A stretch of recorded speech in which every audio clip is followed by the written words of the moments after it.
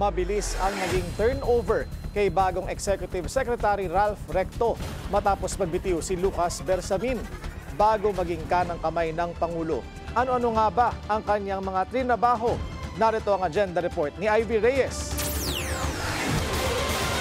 Bukod sa legacy bills ng bagong Executive Secretary, kilala si dating Finance Secretary Ralph Recto sa 60 billion peso fund transfer ng excess appropriation ng PhilHealth patungong National Treasury. Marami ang umalma rito. Isa na ang health advocate na si Dr. Tony Liachon.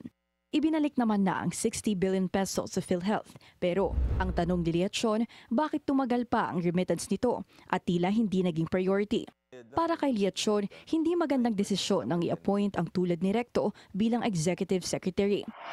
Sa panayam nito sa Billionaire News Channel, marami umanong red flag si Recto. Bukod kasi sa usapin ng PhilHealth, controversial din ang Tax Reform for Acceleration and Inclusion Act o TRAIN Law of 2018 na brainchild ng dating finance chief.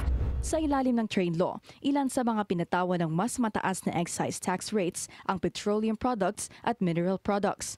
Ayon kay Liachon, nag-trigger ng inflationary pressures ang batas na ito na nagpapakitang revenue ang prioridad at hindi social justice.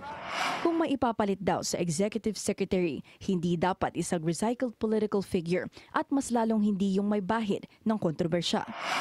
Pero suportado si Recto ng Federation of Philippine Industries at sinabing ang track record ni Recto ay patunay sa maiaampag nito sa panahon na crucial ang investor confidence at fiscal stability ng bansa.